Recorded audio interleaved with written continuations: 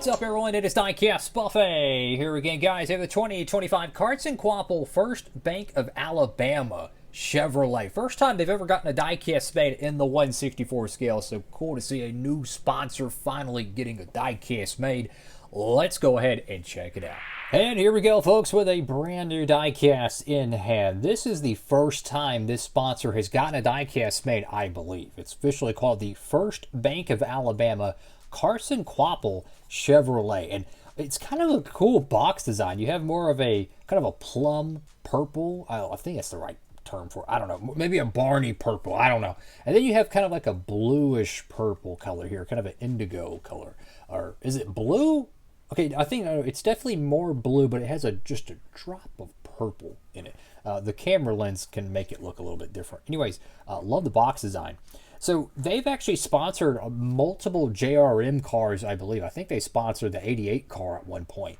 But it's cool how when they sponsor the one car, they actually have the number 1 on there, and they changed the font from the Carson Kvapil JRM font to, you know, this more of a retro vibe, if you will. Anyways, we're going to go ahead and get the diecast out of the box. Let's take a closer look.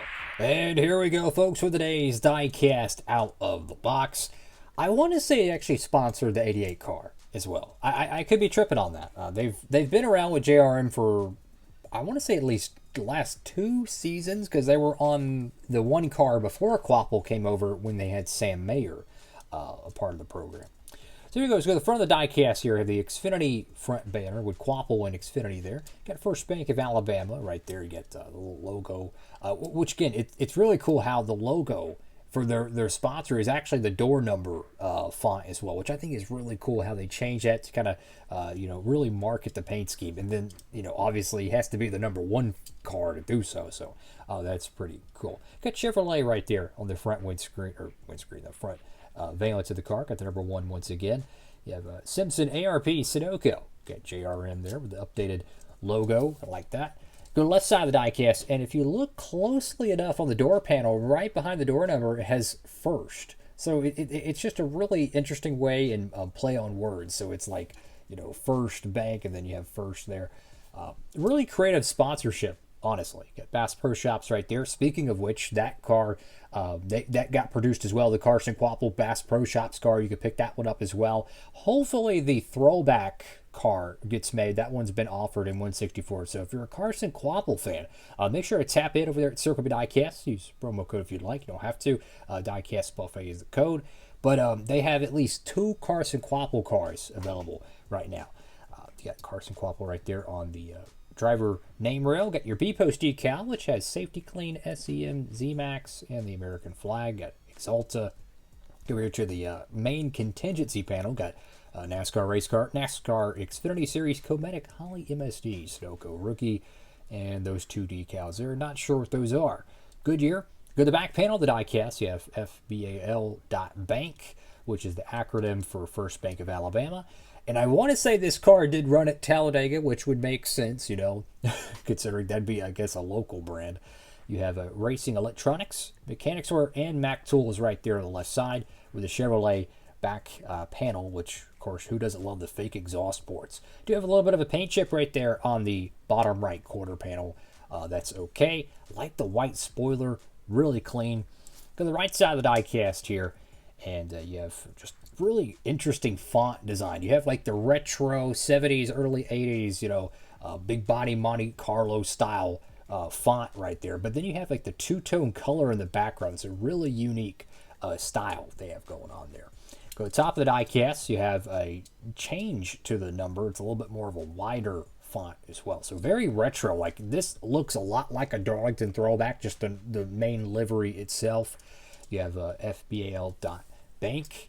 And you have Kvapil right there on the back window. You got the clearance decal there, which that's also on the Bass Pro Shops car as well. The side logo say clearance, which, you know, I guess it's I have no idea what it is.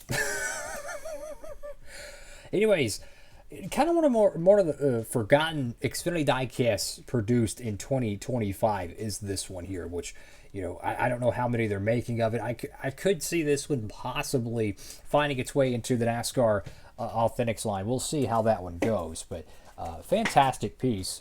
And here is the Bass Pro Shops Kvapil car as well. This one's freaking awesome. Day glow car, true timber camo, beautiful looking diecast. So I don't know if they'll get any other ones made for Kvapil in 2025, but for sure these two have been made. And if you're a JRM fan, I mean, you got to get the championship car, man. Justin Allgaier 2024 branded agriculture Phoenix raced version. Not the race to win, because Riley Herbst won that race, but he won the championship for JRM finally in the 7 car, which, as I just bumped everything in the studio, they've been trying so long to get that freaking championship for JRM in the NASCAR Xfinity Series with the 7 car. They finally did so. Regan Smith came close.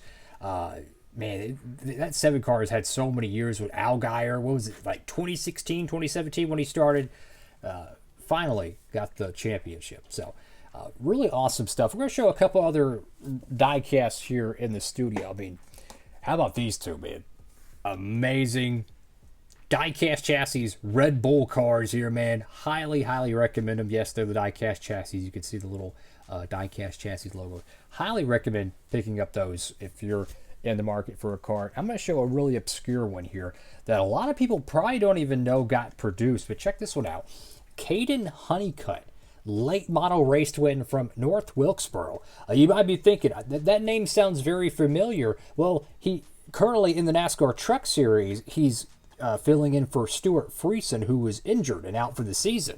Well, he's driving the number 52 truck, which is actually somewhat of a similar paint scheme right there. But yeah, that's a North Wilkesboro race to win late model.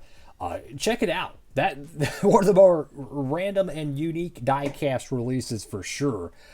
Tap in, check that one out. It's a 2024 year model, but it was released this year. And we'll show one more here in the studio while we're at it.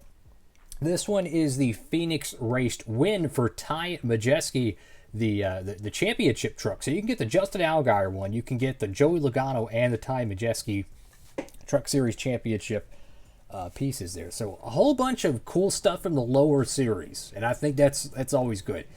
We never get, I mean, like literally, we don't get nowhere near as much Xfinity cars produced as we used to back in like the Nationwide and the Busch Series era days. So anytime we get these produced, it is fantastic. Thank you all for watching the video. Make sure to like, comment, and subscribe. What do y'all think about this car? I like it. It's a really retro livery to it, and I think it's so creative. One of the best sponsors in terms of creativity, I think, in the sport. The #1 car, you know, they run the unique font with it. It ties into the sponsor name. Then they run it at Talladega. It's just really, really well done marketing. And yes, I know that there's a paint chip there. That's pretty gnarly. That's all for now. Diecastbuffet signing off.